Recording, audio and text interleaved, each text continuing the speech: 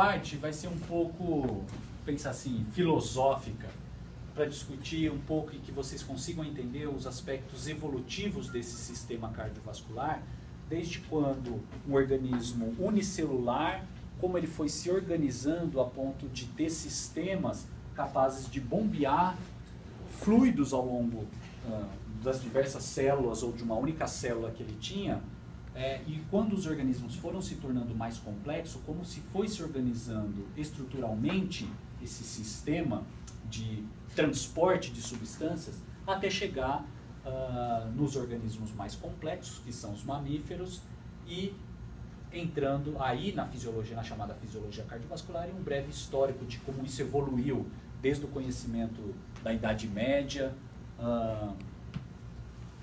anos antes de Cristo, como que se entendia sobre fisiologia cardiovascular, até o conhecimento atual. Tá? E aí vamos discutir as funções desse sistema cardiovascular, qual é a principal função, quais são as funções desse sistema cardiovascular, uma visão geral desse circuito, que envolve uma bomba e um sistema de condução de fluidos, então 3 sistemas, coração, os vasos e o sangue, que compõem esse sistema cardiovascular. E aí as propriedades do músculo cardíaco, que são excitabilidade, o automatismo e a condutibilidade, sendo que a contratibilidade a gente vai discutir na quarta-feira, tá? Que é a propriedade contrátil do músculo cardíaco. Bom, então essa primeira parte é bem simples. Veja, nós tínhamos organismos muito simples que necessitavam de mecanismos para fazer a troca de substâncias nutritivas entre células e o meio externo. Então, existia um sistema muito simples de troca entre células e o ambiente nesses organismos muito simples, que vai de seres unicelulares até seres pluricelulares, mas com características muito simples. Conforme esses organismos foram se desenvolvendo, foram se tornando mais eficientes, o número de células foi aumentando nesses organismos, houve-se a necessidade de aparecimento de órgãos capazes de bombear esse fluido com uma substância nutritiva para as diversas células do organismo. Tá? E o auge, então, dessa complexidade atingiu nos mamíferos, onde a gente tem esse sistema cardiovascular que é separado por 2 sistemas, né? O lado sistêmico da circulação e o lado pulmonar da circulação, que é o que a gente é o foco principal da fisiologia cardiovascular. E a ideia de aumentar, de termos uma bomba que deve impulsionar, é porque nós precisamos ter uma perfusão adequada para os trilhões de células que nós temos no organismo. Tá? Então é muito difícil esse sangue, com essa substância nutritiva, sair do coração e chegar lá na ponta do pé, por exemplo. Tá? Ou chegar em algum neurônio distante do córtex, por exemplo. Né? Então veja, o sistema enfrenta uma dificuldade muito grande, partindo do princípio que, principalmente para regiões acima do coração, nós estamos contra a gravidade ainda, jogando contra. Tá? Então, imagina que o coração tem que desempenhar uma determinada eficiência para levar esse sangue para regiões superiores ao coração, sendo que a gravidade está jogando contra esse sistema. Tá? Mas dá conta. Então esse sistema circulatório já era presente, não o sistema... Oi? Você vai passar os slides depois? Passo, já me passaram o e-mail. Já está aqui. odontousp124@gmail. Amanhã estará no e-mail. Então veja, de organismos muito simples, como uma esponja do mar, por exemplo, não tem um sistema circulatório, não tem sangue, né? Mas ela tem um sistema de condução de água do mar que entra através de orifícios que deve ser perfundida por todas as células, assim como selenterados, nemateumintos, crustáceos, mas aqui nós já passamos a ter um sistema cardiovascular com tubos de comunicação. Em minhocas, por exemplo, nós já passamos a ter um coração que está bombeando esse sangue, não é? Então, ao longo da evolução, e conforme, veja, nós partimos de uma esponja até chegar num invertebrado, nós partimos de um aumento considerável do número de células. Não é? E para termos uma perfusão adequada de todas as células ao longo desses organismos, houve-se a necessidade de termos um sistema de bombeamento, que nada mais é do que o coração, tá? Que gera uma pressão para conseguir impulsionar esse fluido ao longo das diversas células. Aqui dois exemplos, num inseto e numa minhoca. Então veja, num inseto, no gafanhoto especificamente, nós temos o sistema aberto ainda, tá? É um sistema que está em comunicação com o ambiente. Então, nesse gafanhoto, tem orifícios que permitem a comunicação do sistema cardiovascular com o meio externo. Não é considerado um sistema fechado. Ao passo que numa minhoca, que ainda é um ser invertebrado, mas veja, já existe um sistema fechado, com coração, sistemas de tubos de tamanhos diferentes, mas veja que esse sangue circula ao longo desse sistema, promovendo a nutrição das várias células, né? Nos mamíferos, o sistema cardiovascular é um sistema fechado. Veja, já em organismos vertebrados mais simples, peixes, anfíbios e aves, todos são um sistema fechado. Não vou entrar em detalhes aqui ao longo da evolução de mistura de sangue arterial com venoso, que essa não é a ideia nossa aqui.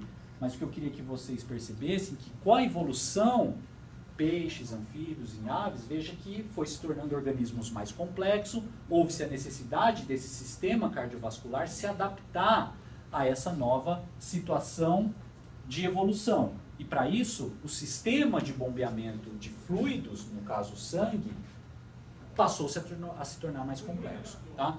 Então, chegando na complexidade em organismos em mamíferos, onde nós temos um sistema cardiovascular que vocês conhecem, onde nós temos uma bomba formada por 4 cavidades, né? 2 circulações, uma circulação sistêmica e uma circulação pulmonar.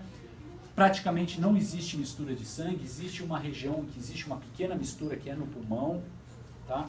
E aí quando a gente tiver em sistema respiratório eu mostro para vocês onde que ocorre essa pequena mistura, mas não afeta a homeostase, isso é normal.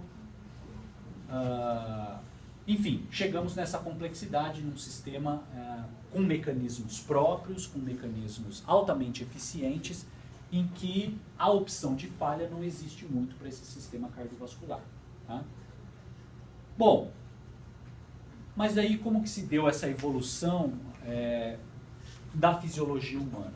Então, o coração sempre foi um objeto de estudo desde a época, veja, de Aristóteles, em 300 anos antes de Cristo. E já desde essa época acreditava-se que o coração era um centro de inteligência das emoções e das sensações. Foi a partir daí que surgiu-se a ideia do cupido, de flechar o coração, da pessoa que está apaixonada, enfim. Não sei quanto isso é verdade, mas enfim. Mas já tinha um pouco de informação verdadeira aqui nessa informação, que o coração é um centro da inteligência. Na verdade, não tinha-se muita ideia de que o sistema nervoso central era o responsável por manter tudo isso funcionando. Mas é um centro de inteligência porque o coração é capaz de contrair e relaxar independente de qualquer influência sináptica. Se você pegar o coração, é capaz de ele contrair e relaxar sem ter influências autônomas, simpático e parasimpático, tá? O coração apresenta propriedades chamadas de automatismo cardíaco, que ele é capaz de gerar uma função sem ter influências neurais influenciando. Então ele tem uma certa parcela de inteligência aí. Esse aqui é um médico galeno, um médico italiano. Na verdade, ele era médico de gladiadores na época dos gladiadores de Roma.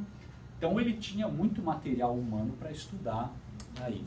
Tanto que quando a gente for ver controle da respiração, foi ele o primeiro a descobrir que o sistema nervoso central era responsável por controlar a atividade respiratória. E que era preciso seccionar o sistema nervoso central para a pessoa parar de respirar. Porque ele estudava, na verdade ele estava lá em contato com os gladiadores. Enfim, mas ele mostrou que o coração é uma fonte natural de aquecimento. Isso não deixa de ser verdade nos dias de hoje. Porque o sistema cardiovascular é capaz de controlar cardiovascular, não só o coração. No caso aqui ele especificou para coração. Mas o sistema cardiovascular é capaz de fazer vasodilatação, então aumentar o calibre do vaso, ou diminuir o calibre do vaso, em regiões periféricas do organismo, dependendo do clima que nós nos enfrentamos. Então veja, em dias mais frios, as extremidades da mão, dos pés, da face, ficam mais geladas. E ficam mais azuladas, na verdade, porque nós temos uma constrição nessas regiões na tentativa de impedir uma perda de calor para o ambiente. Ao passo que em dias mais quentes, nós temos dilatações periféricas, então as mãos ficam mais quentes, o rosto fica mais rosado, porque nós temos uma dilatação para auxiliar um pouco nessa perda de calor. Tá? Então não deixa de ser também uma correlação com isso. Tá? E ele dizia que o fato do coração contrair e expandir faz com que ele desempenhe sua função como um órgão inteligente. Então veja, um pouco retomando o que Aristóteles havia dito como o coração um órgão inteligente. Isso não deixa de ser verdade também. Tá? Mas daí muito tempo passou, muita gente morreu na fogueira, porque era tratado como bruxo. Enfim, chegou-se o Renascimento e aí foi possível começar as dissecções de cadáveres e chegar a uma conclusão com Leonardo da Vinci de que o coração era composto por 4 câmeras cardíacas. 2 átrios, 2 ventrículos e toda uma circulação que chegava e saía do coração também. E dentro dessa circulação nós tínhamos sangue que percorria todos esses vasos. Né? Agora, o estudo mesmo da circulação foi feito por esse médico inglês, que foi o primeiro a demonstrar, e veja que nós estamos falando dos anos 1500, que o papel do coração é transmitir esse sangue durante sua propulsão.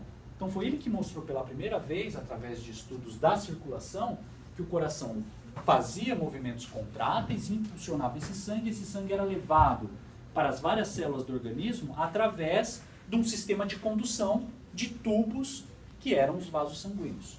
Tá? E aí, o primeiro registro da pressão arterial foi feito por um padre, um reverendo inglês, não é? O coadjudante dele aqui tem uma égua que está anestesiada, né? Está deitada no chão, e esse foi o primeiro registro em 1700, não me lembro a data exatamente, mas em 1700 e pouco, o primeiro registro da pressão arterial. Então, foi colocado um cateter na carótida da égua. Veja que é um tubo de água, nessa época não se conhecia o mercúrio. Então, quando se inseriu esse cateter dentro da artéria, esse tubo que tinha água promoveu um deslocamento de uma coluna de água. Então, foi aí que partiu-se do princípio de que pressão arterial era medida em centímetros de água. Com a descoberta do mercúrio, o mercúrio é um líquido muito mais denso,